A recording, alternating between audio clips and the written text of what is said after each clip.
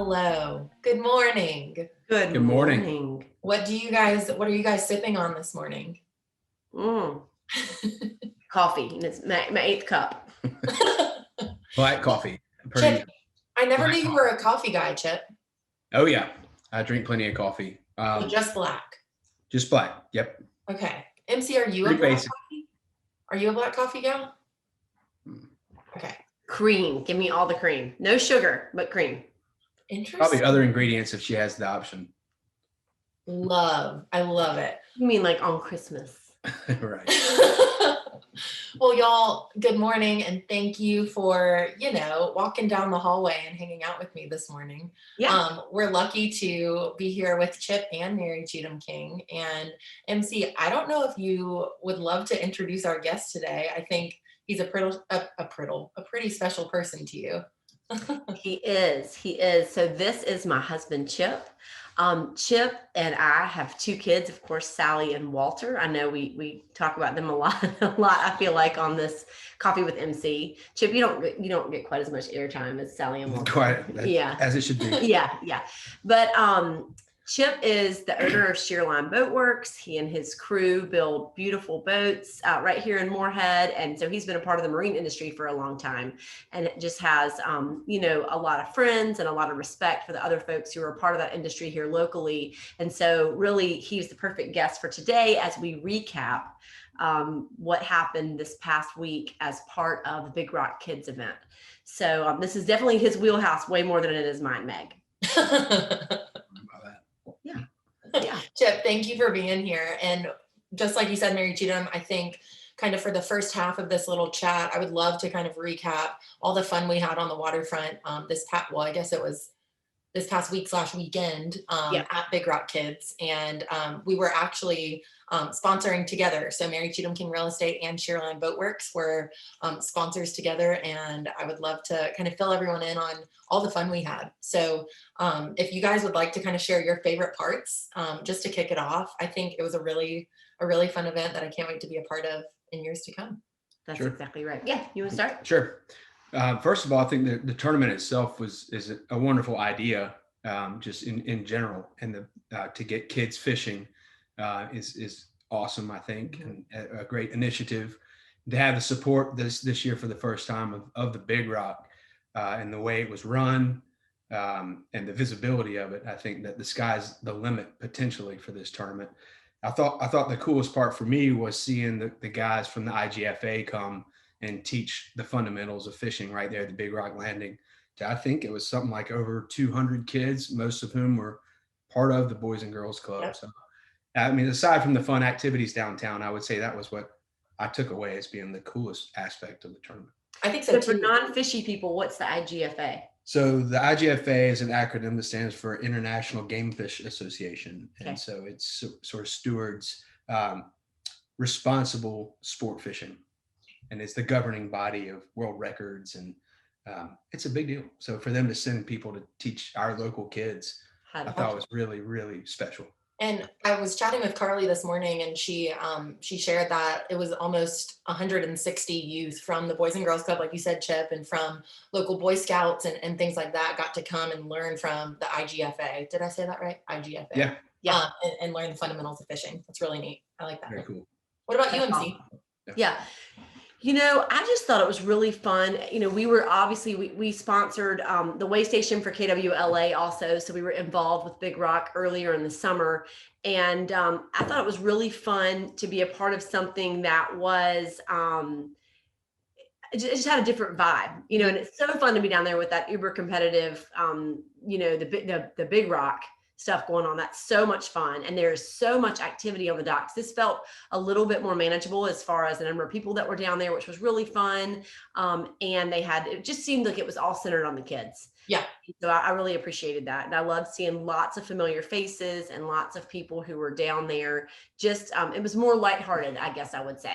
So, I think there's a time and a place for both of them. And this was really a fun event. Right. Yeah. It is obviously more about the kids and more lighthearted, but at the same time, it was run by the same group, that runs the Big Rock. So you had Randy Ramsey on the radio and Tommy Bennett broadcasting live. And from a spectator standpoint, somebody who could have joined us downtown, it was seamless. If they had tuned in weeks before with the Big Rock, it's the same website, the same broadcast, so you can still follow along.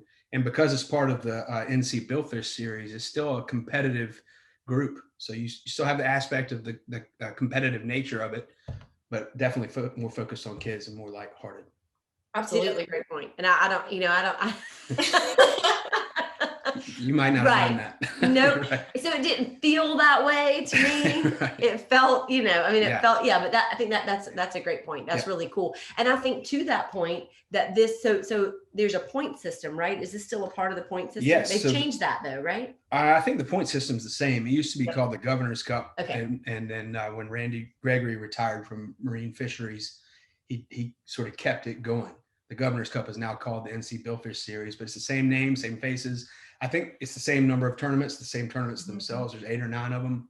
And the point system is a cumulative system. So you can get points in any of the tournaments on that series. And at the end, you pick, I think, your best 3 or 4 tournaments, and whoever has the most points from that accumulation of tournaments wins. Wins what? So you don't win the Governor's Cup anymore? It's not called that? I don't know. I don't know what the trophy. No, it's now called the NC Billfish series. But if someone knows, can you please comment it? Yeah. And so to your point, so if this event is part of this bigger series where it's very serious and these boats take it seriously and you can earn points and all this, then I think that makes it even more impressive that if there were 47, is that right, Meg? There were 47 billfish caught this past weekend as part of the tournament, and 44 of them were caught by junior anglers. That's exactly right. And that's extra points too for 25 extra points. Isn't that cool? Awarded to a fish that was caught and released by a junior angler, which I think is 16 and under.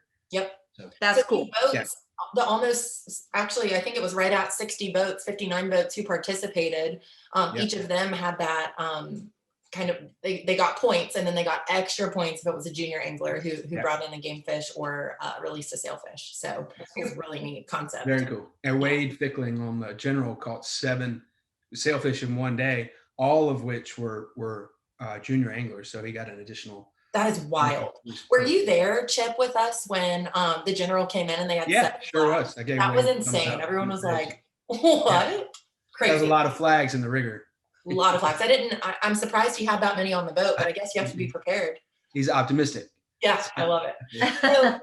So going into next year, which we hope to still be a part of this awesome tournament as it grows, what are you guys looking forward to as this tournament grows? I mean, we served lemonade this year on the waterfront, and we got to hang out with these awesome folks, but are you guys looking forward to anything in the years to come with Big Rock Kids specifically? God, I mean, I just think I'm looking forward to watching it grow and for people to become more aware of it and to kind of understand what it is and all the good that it does. And so to me, I love seeing a lot of familiar faces from the Boys and Girls Club down there. Kimberly Boyd. I mean, we're some great folks who are down there that are a part of and huge supporters of the Boys and Girls Club, and people who have dedicated so much of their time and energy towards providing funding so that the Boys and Girls Club can continue to provide the services they do to our local youth. So it felt really good to be involved in a tournament that was giving back. That's so much of the focus of it. I agree. The growth is probably going to be the most fun thing to watch, because this was the first year that Big Rock did this, even though the tournament has existed for years under different management. With the visibility and the name and the cachet that the Big Rock brings to it, I feel like this is just the tip of the iceberg. Me too. And I feel that with all the goodness that we just talked about, I think the fact that the main beneficiary for this is the Boys and Girls Club is just a cherry on top. How cool is it that? Yeah, I mean, you can't find an organization that's easier to support. I mean, and it seems that I agree. It seems that it has every aspect. It has the education aspect. It has the give aspect. It has everything that you want your kids to be a part of. Which I really like that aspect of it. I'm not a parent yet, but I hope that my friends' kids and y'all's kids and everything like that can be a part of something like this in the future. So I think it's a really cool concept. Great point. Yep. Yeah, it was awesome. It was Awesome. wonderful. And I think, I think just to say great job to everybody who was involved in that. I know, as you said, it's the same team as the Big Rock. I know we had Carly stepping in, did a beautiful job running it. Yes. I think that that team I know is tired because they put on Yeah. several big events Right. this summer, KWLA, Big Rock, and now Big Rock Kids. Fantastic job, guys. We just hope that y'all are going to kick back this weekend and really relax because they Yeah. surely deserve it. Yeah, they've earned it. Yeah. Absolutely. Yeah. So switching gears a little bit, before we sign off, I selfishly have a couple of rapid fire questions for the both of you. Mary Cheatham, you're not out of the woods. I'm also asking you these rapid fire questions. I've not seen any rapid fire questions in preparation for this meeting. Well, I don't think it's going to take much thought. I think it's just whatever comes to your head. But also, this is the first time we've had a married couple. Well, I've been able to interview a married couple on Coffee with MC, so I'm going to take advantage. Okay. So, Great. my We're ready. first rapid fire question, and again, whatever comes to mind first. Chip, how did you and Mary Cheatham meet? Oh, this is supposed to be rapid, but that's a long story, but I'll try and be quick. I was her ride to school, and I was a senior in high school. She was a freshman. And my best friend was riding in the front seat because I didn't want to be seen with a lowly freshman. We were both pretty upset that we had to be in the same car with a freshman, my buddy and I. When I picked her up for the first day of school, her freshman year, my senior year, she wasn't ready. So that made us even madder. So I honked on the horn. And to be clear, we hadn't seen each other since I was like 3 years old. Right. We used to live on the same street, but we hadn't laid eyes on each other. Yeah. I just called his home line and asked if perhaps he could pick me up for school, and his dad said, sure. My dad, yeah, he made me, he accepted on my behalf without my permission. But anyway, so I was furious. My buddy Mikey was furious. She wasn't ready. I laid on the horn. Finally, she came walking out and she looked like $1 million. And I just looked at my buddy Mikey. We had already given her a derogatory nickname. We called her the cheetah behind her back. We saw her walking down towards the car, and I looked at Mikey. I said, Mikey, the cheetah's hot. Get in the back. And so he completely obliged, hopped in the back, and she's been up front ever since. Oh my gosh, the cheetah. I'm cheetah. sure that's the most fantastic story ever. So Mary Cheatham, what is something that people don't know about Chip? And Chip, I'm going to ask you the same question about Mary Cheatham. Putting y'all right on the spot. It can be funny. It can be any fun fact. It could be anything like that. Golly. I have a couple. One of mine is that Chip, just so you know, he comes across like super affable, but he actually really does not like to be around people all that much. He's like a secret introvert. That's one. And the other was, I would say that when Chip did pick me up for school and when we would ride to school, he drove a 1972, 71. Somewhere in there. 72 Cutlass Supreme that was Carolina blue. Oldsmobile. Oldsmobile. And the tape player only worked if it was over like 85 degrees. Is that right? Yeah. But under something too. Was it just only? It was over 85, and you had to keep your finger in the deck. You had to hold your finger. And he only drank orangeade Snapple. Yes. And would drink it and then screw the top back on the bottle and throw it in the back seat. So the whole floorboard of the back of the barge was covered in orangeade Snapple. That's true. Bottles. Okay. You still drink orangeade Snapple. Some of them were grape age. I don't believe it. They were all orange. God, that's so funny. That's a funny memory. Now, Chip, what's one thing that people might not know about Mary Cheatham? A very select few people know this. This is retaliatory. Oh, no. When Mary Cheatham was born, a family friend of the Duncans gave infant Mary Cheatham a blanket as like a comforting, piece to have in her crib. Okay. That most people age out of. And when Mary Cheatham and I started dating, she was 14, I was 17.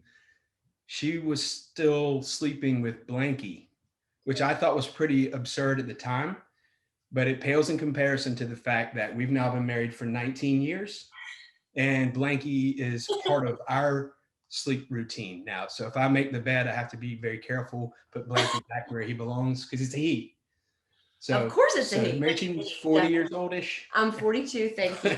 And Blanky's still very much a part of her life and now our life. But it should be known that Blanky now has two friends. There's there's a gray t-shirt that was Chip's NC State t-shirt from PE, like a gray, like really soft. Okay. His name is T. And then there's a scarf that my sister gave me. It's like an infinity scarf that's really soft. and his name is Scarfy. And so there's Blanky, T, and Scarfy, and Walter and Sally call them my buddies. And Walter will get in bed and cuddle with my buddies. It's true. This is the best thing ever. Embarrassing, but true. I wouldn't put it past you, Mary Cheatham, to have planned your your primary bedroom interior design around Blanky T. I might would. No doubt. I wouldn't put that past her. This is true. Yeah. It's true. So, keep going. There's lots of good Blanky stories, but yeah. Yeah. So 2 more rapid fire questions. One, just kind of getting a little bit more on a serious note. Both of you are entrepreneurs and local entrepreneurs, and I'm curious if each of you have a piece of advice that the other has given them that has stuck with you. So Mary Cheatham, has Chip ever given you a piece of advice that you've really liked or that has kind of stuck with you through the years? Oh gosh, I'm not sure that there's any one piece of advice. I mean, anything that I ever write, Chip has to edit and handle. So there's that. But I think that in general, I mean, I just think that Chip's advice is always just, I always feel like that he instills in me the confidence that I'll figure it out, that I know what I'm doing, and that it's going to be fine, and just handle it. I mean, quit agonizing over it and just handle it. I would say is Chip's overriding. I'm an agonizer. You know this about me. I'm a worrier. I'm an agonizer, but just handle it, move forward, and you'll handle it right, and it'll be fine. Whatever the fallout is, it's going to be fine. So. I like that.